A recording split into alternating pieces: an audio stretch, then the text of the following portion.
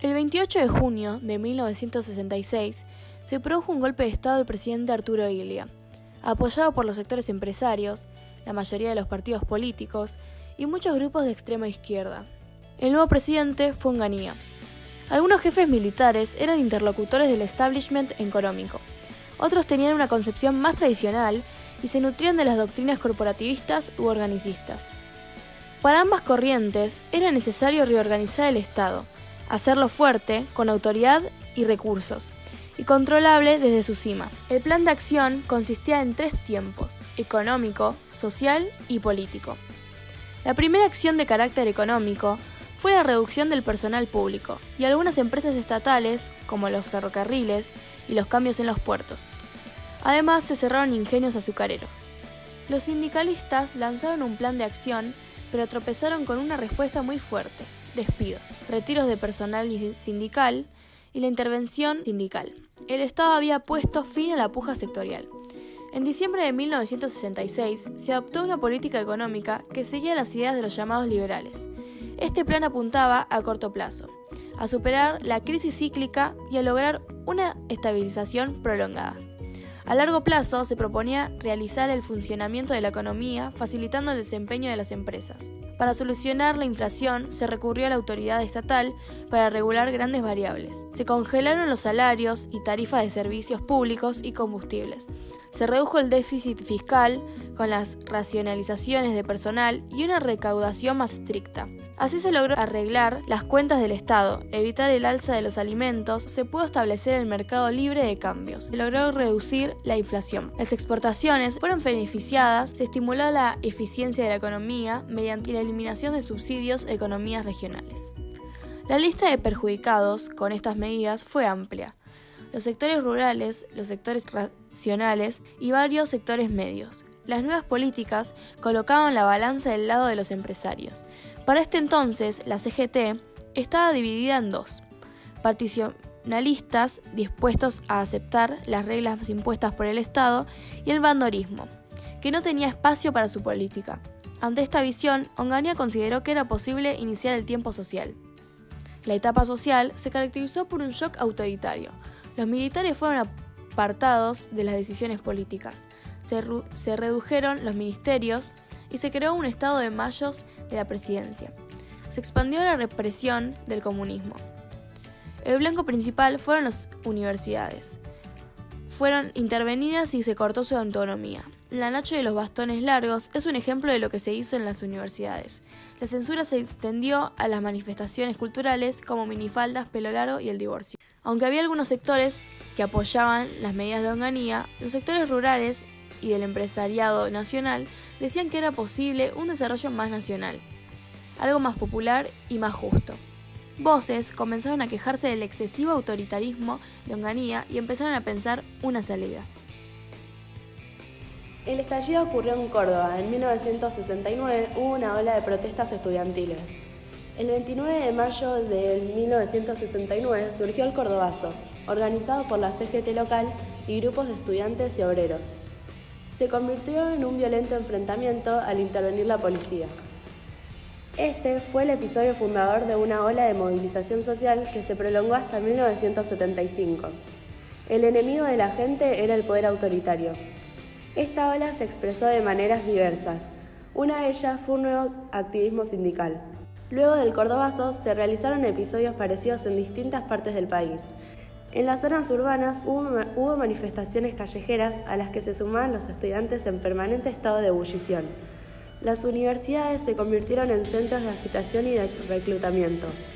Se advertía una gran agitación en zonas rurales donde se organizaban ligas agrarias. El peronismo ejerció una atracción fuerte hacia los jóvenes. Hasta la iglesia se sumaba a esta primavera.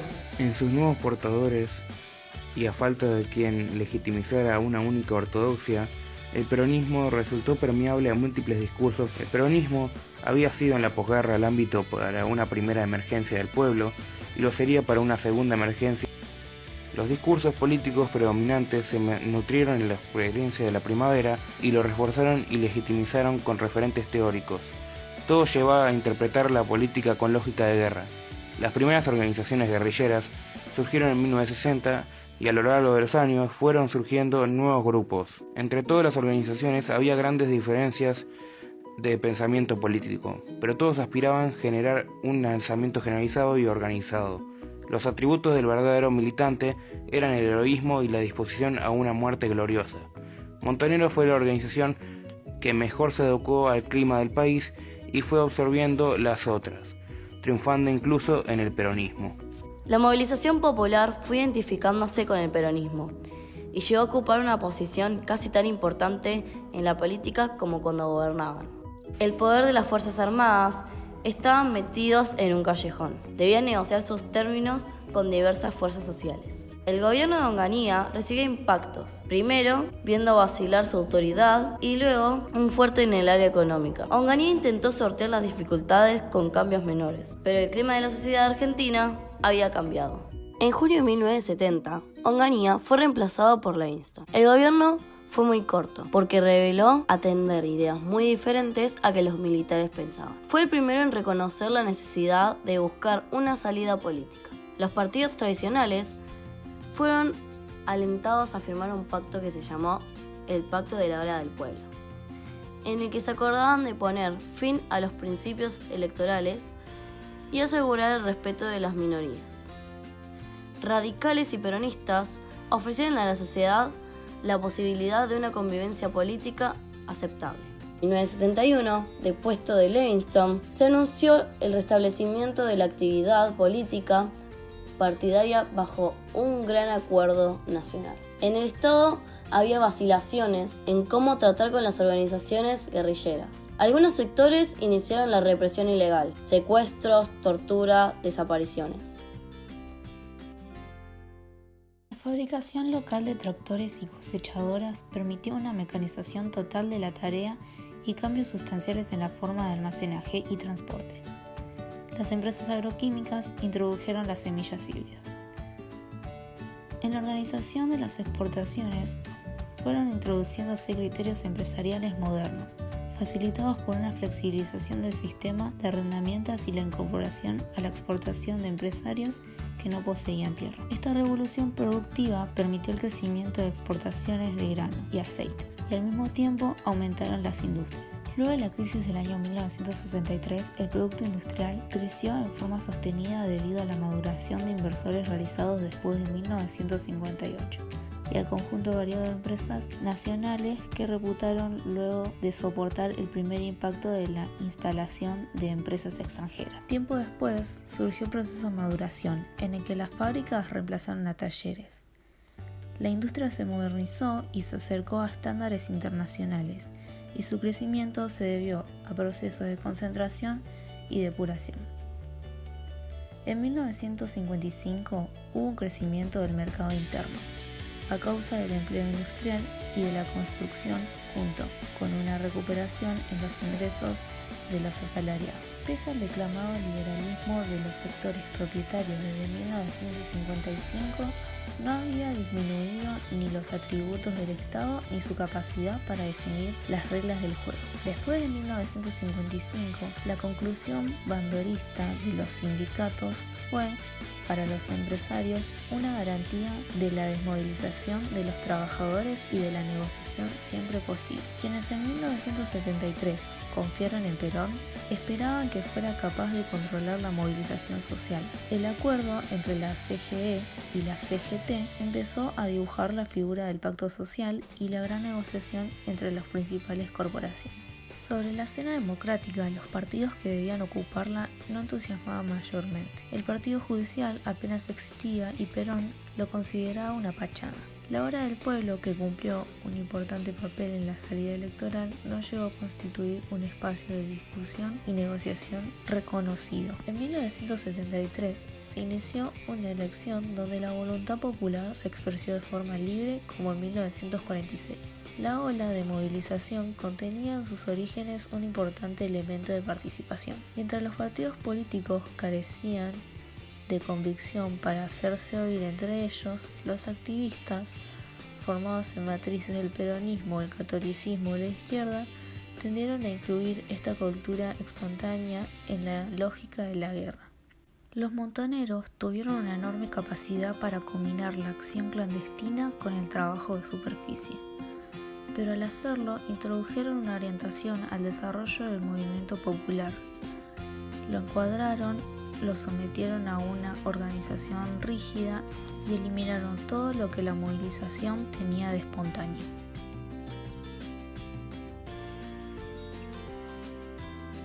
El 25 de mayo de 1973 asume el gobierno el presidente J. Cámpora. El 20 de junio retornó al país Juan Domingo Perón. Ese día, un enfrentamiento entre grupos armados de distintas tendencias del peronismo provocó una masacre. El 13 de julio renuncia Cámpora, junto con Solano, Lima, y en septiembre se realizaron nuevas elecciones. La fórmula Perón-Perón alcanzó el 62% de los votos. Perón armó su proyecto con 3 bases: un acuerdo democrático con las fuerzas políticas, un pacto social con los grandes representantes corporativos y una conducción más centralista de su movimiento. Para que este funcionara, Perón necesitaba que la economía tuviera un desempeño satisfactorio y que pudiera reforzarse el poder del Estado. El programa de la Reconstrucción y Liberación Nacional en 1973 constituía un intento de superar la limitación al crecimiento de una economía cuyos rasgos básicos se pensaban modificar. Sus objetivos eran fuertes e intervencionistas y en menor medida nacionalistas y distribucionistas. La perspectiva de la exportación tradicional era excelente.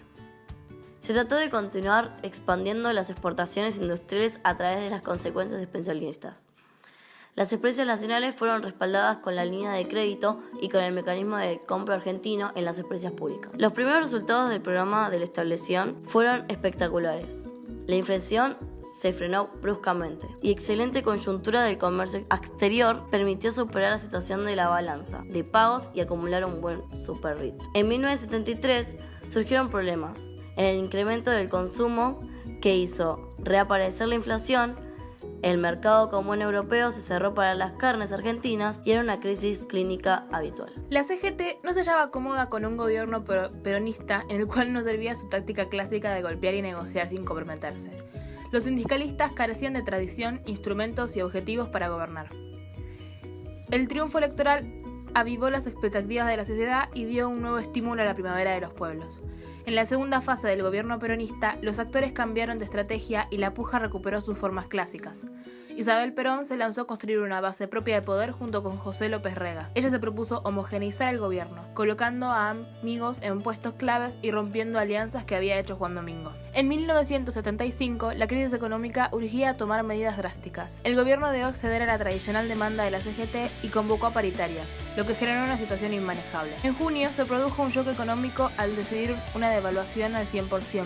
A partir de esto se generó una movilización en Plaza de Mayo y paro general. En medio de una crisis económica, el gobierno entró en su etapa final. El Rodrigazo había desatado una crisis económica que hasta el final resultó imposible de dominar y hasta preparó la crisis política. En 1975 ni las Fuerzas Armadas ni los grandes empresarios hicieron nada para apoyar a la presidenta. Rotos los acuerdos de Perón, los grandes empresarios se separaron de la CGE y atacaron al gobierno. El general Videla, nuevo comandante en jefe, le puso plazos. Esperó a que la crisis económica y la política sumadas consumaran su deterioro y preparó su reemplazo. Luego del anuncio de López Rega y Rodrigo, una alianza de políticos y sindicalistas ensayó una salida.